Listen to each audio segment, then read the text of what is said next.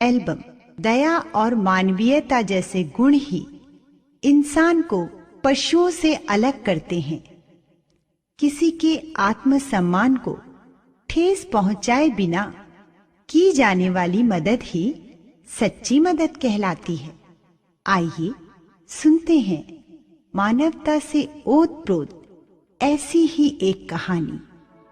पंडित शादी राम ने ठंडी आह भरी और सोचने लगे, क्या यह ऋण कभी सिर से न उतरेगा? वे गरीब थे, परंतु दिल के बुरे ना थे। वे चाहते थे कि जिस तरह भी हो अपने यजमान लाला सदानंद का रुपया अदा कर दें। उनके लिए एक एक पैसा मोहर के बराबर था। अपना पेट काट कर बचाते थे, मगर जब 4 पैसे जमा हो जाते तो कोई ना कोई ऐसा खर्च निकल आता था जिससे सारा रुपया उड़ जाता। शादी राम के हृदय पर बर्छियां चल जाती थी, मगर वे कुछ कर ना सकते थे। इसी तरह कई साल बीत गए। शादी राम ने पैसा पैसा बचाकर 80 रुपए जोड़ लिए। उन्हें लाला सदानंद के 500 रुपए देने थे। उनका लड़का लगातार 4 महीने बीमार रहा। पैसा पैसा करके बचाए हुए रुपए दवा में उड़ गए। पंडित शादी राम ने सिर पीट लिया। अब चारों ओर फिर अंधकार था। उसमें प्रकाश की हल्की सी किरण भी दिखाई न देती थी। लाला सदानंद अपने पुरोहित की विवशता को जानते थे। उन्हें इस रकम की जरा भी परवाह न थी। वे इस बात से इतना डरते थे मानो रुपए उन्हीं को देने हों। मगर शादी राम के दिल में शांति ना थी। वे सोचा करते कि यह कैसे भले मानस हैं जो अपनी रकम के बारे में मुझसे बात तक नहीं करते। लाला सदानंद की भलमनसी के सामने उनकी आंखें नहीं उठती थीं। एक दिन लाला सदानंद किसी काम से पंडित शादी राम के घर गए। उनकी अलमारी में कई 100 बंगला, हिंदी और अंग्रेजी की मासिक पत्रिकाएं देखकर बोले, यह क्या है पंडित जी? पुरानी पत्रिकाएं हैं। बड़े भाई को पढ़ने का शौक था, वही ये पत्रिकाएं मंगवाते थे। वे जब जीवित थे तो किसी को हाथ न लगाने देते थे। अब इन्हें कीड़े खा रहे हैं, कोई पूछता भी नहीं। रद्दी में क्यों नहीं बेच देते? इनमें चित्र हैं। जब कभी बच्चे रोने लगते हैं तो एक आध निकाल कर दे देता हूं। बच्चों का दिल बहल जाता है। दो जरा देखें कैसे चित्र हैं। पंडित शादी राम ने कई सुंदर और रंगीन चित्र दिखाए। लाला सदानंद कुछ देर तक उलट पलट कर देखते रहे। सहसा बोले, ये चित्रकला के बढ़िया नमूने हैं। अगर किसी शौकीन को पसंद आ जाएं तो 1000-2000 रुपए बड़ी आसानी से कमा सकते हैं। पंडित शादी राम ने एक ठंडी सांस भरकर कहा, ऐसे भाग्य होते तो यूं धक्के न खाता फिरता। एक काम करें, क्या आज बैठकर जितनी अच्छी अच्छी तस्वीरें हैं सबको अलग छांट लें। बहुत अच्छा। जब यह कर चुके तो मुझे कहलवा दें। आप क्या करेंगे? मैं इनकी एल्बम बनाऊंगा और आपकी तरफ से विज्ञापन दे दूंगा। हो सकता है यह विज्ञापन किसी शौकीन के हाथ पड़ जाए और आप 2-4 पैसे कमा लें। तस्वीरें बहुत बढ़िया हैं। पंडित शादी राम को यह आशा ना थी कि कोयले की खान में हीरा मिल जाएगा। घोर निराशा ने सभी द्वार बंद कर दिए थे। लाला सदानंद के कहने से पंडित जी दिन भर बैठकर तस्वीरें छांटते रहे। शाम तक 200 बढ़िया चित्र जमा हो गए। उस समय वे उन्हें देखकर स्वयं उछल पड़े। उनके मुख पर आनंद की आभा नाचने लगी। वे उन चित्रों की ओर इस तरह देखते थे मानो उनमें से हर एक में 10-10 के नोट हों। बच्चों को उधर देखने तक न देते थे।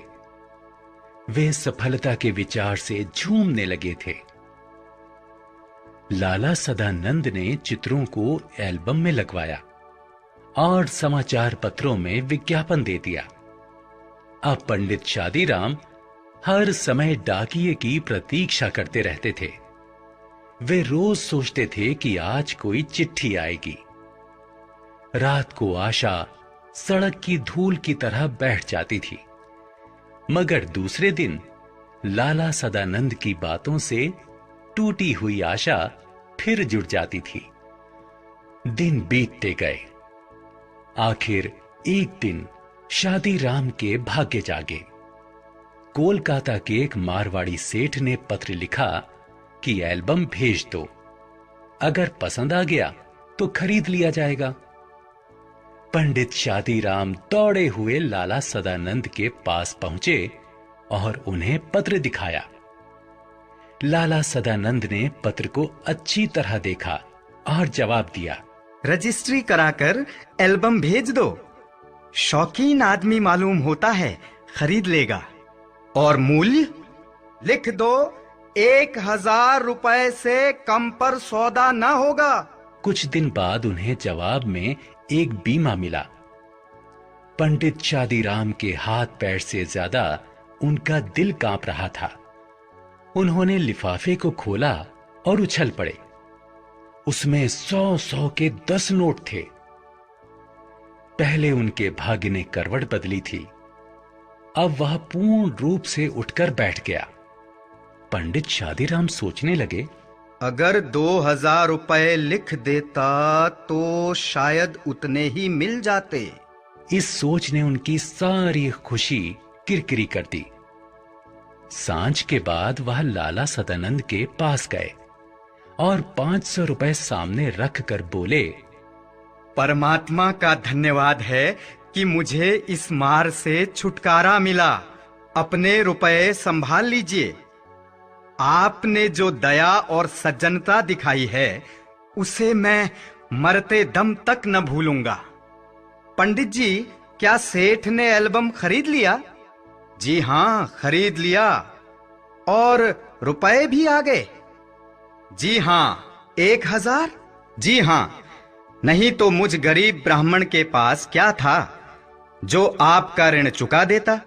परमात्मा ने मेरी सुन ली। मेरा विचार है कि आप ये रुपए अपने पास ही रखें। मैं आपका यजमान हूं। मेरा धर्म है कि आपकी सेवा करूं। अगर मैंने 4 पैसे दे दिए तो कौन सा गजब हो गया। पंडित जी की आंखों में आंसू आ गए। वे बोले, आप जैसे सज्जन संसार में बहुत थोड़े हैं। परमात्मा आपको चिरंजीवी रखे। मगर अब तो मैं ये रुपए न लूंगा। इतने वर्ष आपने मांगे तक नहीं। मुझे आज हल्का होने दीजिए। लाला सदानंद ने चुपचाप रुपए रख लिए। मनुष्य रुपए देकर भी ऐसा प्रसन्न हो सकता है, इसका अनुभव उन्हें पहली बार। 6 महीने बीत गए। लाला सदानंद बीमार थे। पंडित शादीराम उनके लिए दिन रात माला फिरा करते थे। एक दिन लाला सदानंद चारपाई पर लेटे थे। पास पड़ी चौकी पर पंडित शादीराम बैठे रोगी को भगवत गीता सुना रहे थे। एकाएक लाला सदानंद बेसुध हो गए।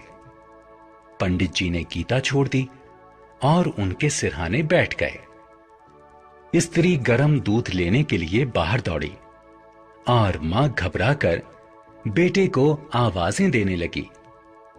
उसी समय पंडित जी को रोगी के सिरहाने के नीचे कोई चुभती हुई चीज जान पड़ी। उन्होंने नीचे हाथ डालकर देखा तो उनके आश्चर्य की सीमा न रही।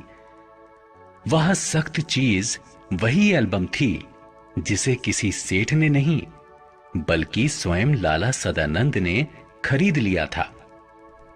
पंडित शादीराम इस विचार से बहुत प्रसन्न थे कि उन्होंने सदानंद का ऋण उतार दिया है। मगर यह जानकर उनके हृदय को चोट सी लगी कि ऋण उतरा नहीं बल्कि पहले से दुगना हो गया है। उन्होंने एक ठंडी सांस भरी। कुछ देर बाद लाला सदानंद को होश आया। उन्होंने पंडित जी से एल्बम छीन लिया। धीरे से कहा, यह एल्बम अब मैंने सेठ साहब से मंगवा लिया है। पंडित जी जानते थे कि यजमान झूठ बोल रहे हैं। वे किसी भी तरह यह न कह सके कि आप झूठ बोल रहे हैं, परंतु अब वे उन्हें पहले से भी अधिक सज्जन, अधिक उपकारी और ऊंचा समझने लगे थे। तो देखा आपने किस तरह सदानंद ने पंडित जी की सहायता की। यह मदद उन्होंने बिना किसी स्वार्थ या घमंड के की। बच्चों, सच्ची भावना से की गई सहायता स्वयं को भी गहरा